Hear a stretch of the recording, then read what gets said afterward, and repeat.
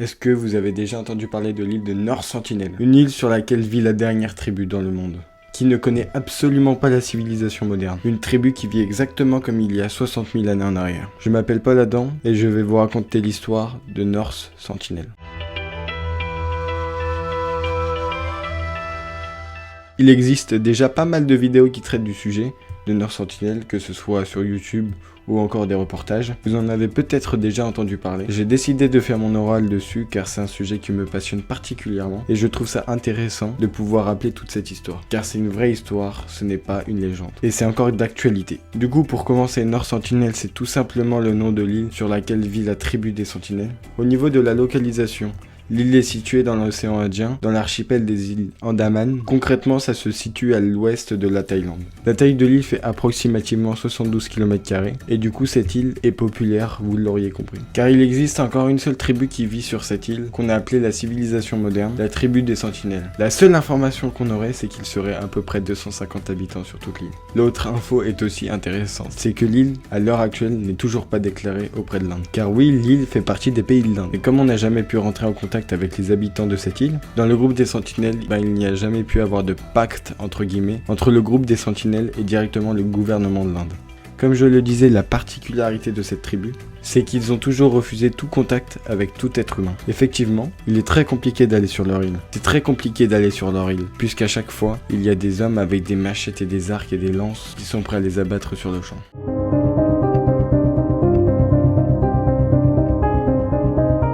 Les seules ressources qu'ils peuvent avoir, c'est les ressources qu'il y a sur l'île. On se doute bien qu'ils vont pas avoir des armes de guerre. On estime que la tribu des Sentinelles existe depuis 60 000 années, puisqu'en effet, il y a 60 000 ans, il y a eu une colonisation du groupe des Africains sur le territoire asiatique, notamment dans le golfe du Bengale, et notamment la fameuse tribu des Sentinelles qui reste sur cette île. Je trouve ça absolument incroyable que sur cette île, il existe encore un groupe d'hommes, un groupe d'humains, qui est très certainement le dernier, surtout dans notre monde, à être en vie et à être dans son monde en fait, dans le monde d'il y a 60 000 années. Ce qui nous amène donc sur le chapitre 2, les premiers contacts.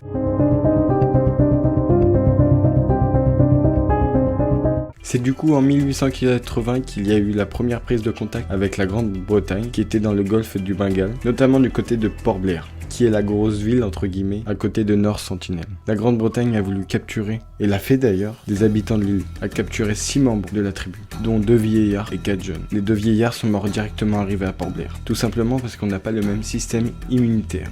Et les 4 enfants ont survécu.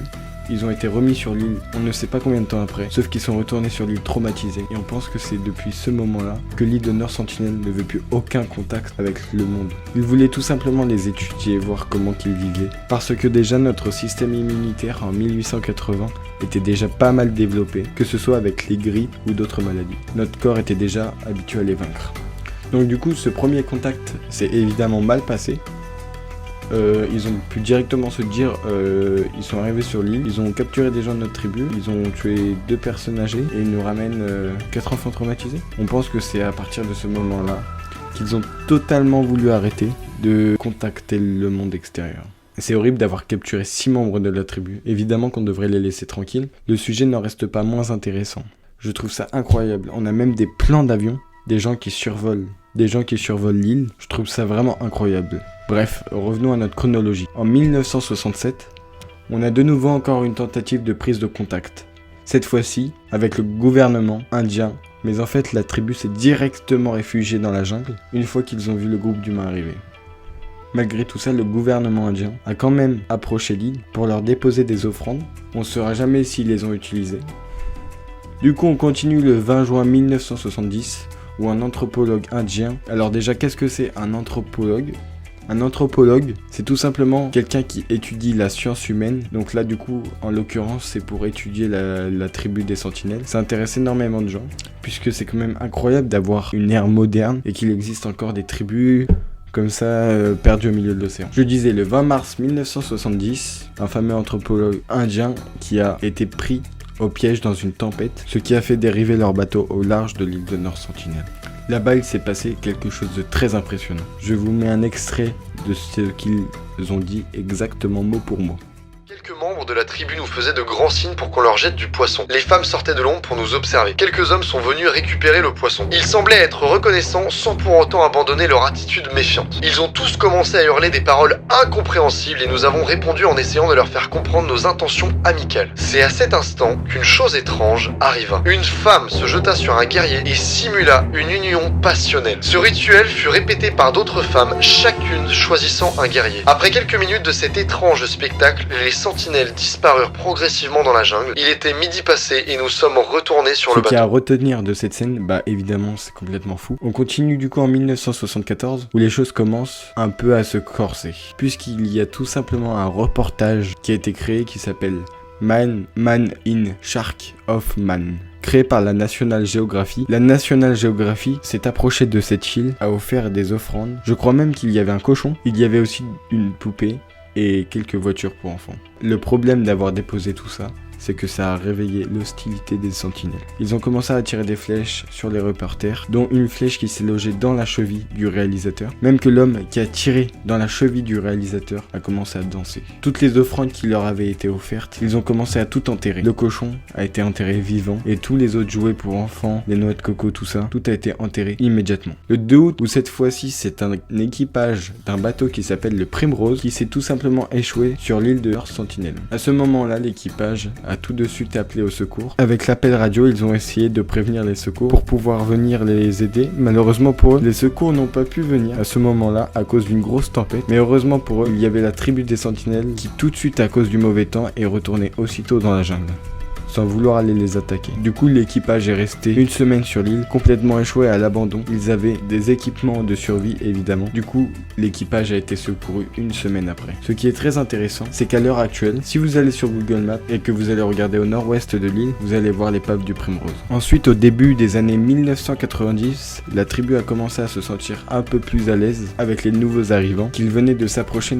notamment en 1991, quand l'anthropologue très connu Trikala Kinahata Pandit a étudié du coup plusieurs fois le groupe des sentinelles et comme je vous le disais en 1991 il est venu sur l'île de North Sentinel et a réussi à rétablir un contact avec le groupe des sentinelles. Le groupe des sentinelles a accepté les offrandes, on a même des images de tout ça où l'on voit les sentinelles juste devant nous.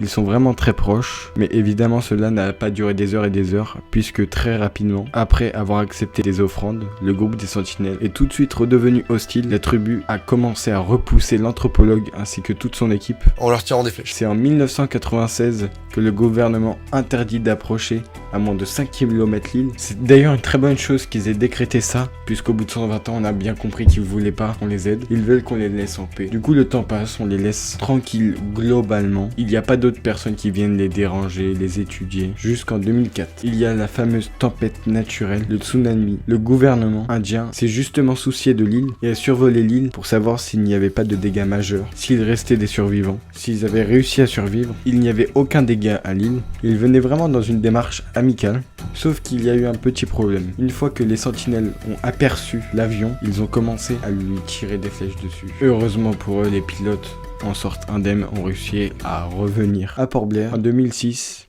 il y a tout simplement 2 pêcheurs qui ont dérivé sur l'île de North Sentinel à cause du mauvais temps et qui se sont fait directement abattre. Les sentinelles ont commencé à leur tirer des flèches, des lances, jusqu'à les tuer et les traîner dans la jungle. Le gouvernement indien a essayé de retourner sur l'île pour chercher les cadavres, sauf que impossible, les sentinelles leur tiraient encore des flèches. Ils ont tout simplement abandonné les 2 corps des 2 pêcheurs qui étaient posés sur la plage. Jusqu'en 2018, il ne s'est jamais rien passé. Il ne s'est jamais rien passé à part en 2018 avec la venue d'un certain John Shaw sur l'île de North Sentinel. Peut-être que vous en avez déjà entendu parler de cette histoire, car c'est récent. John Shaw était un évangélisateur américain. En 2018, il a voulu se rendre sur l'île de North Sentinel car il pensait que l'île était habitée par Satan. Il a voulu se rendre sur l'île une première fois. Pour pouvoir se rendre sur l'île, il a dû, après beaucoup de négociations, il a enfin trouvé un pêcheur qui a payé une grande somme d'argent pour pouvoir l'emmener sur l'île. Une fois arrivé proche de l'île, le pêcheur s'est arrêté aux 5 km et John Shaw a fini en kayak. Il y est allé une première fois. Il a commencé à se faire tirer dessus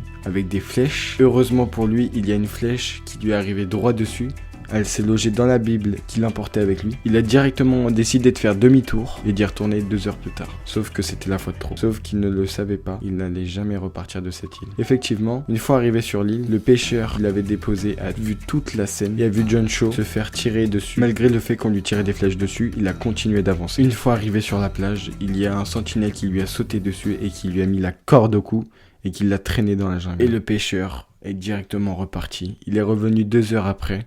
Il a vu le corps de John Cho sur la plage. Il a prévenu le gouvernement de l'Inde, mais le gouvernement de l'Inde n'a jamais voulu aller récupérer le corps, vu toutes les histoires qu'il y a eu avant. Ils ont préféré laisser le corps et laisser John Cho reposer en paix.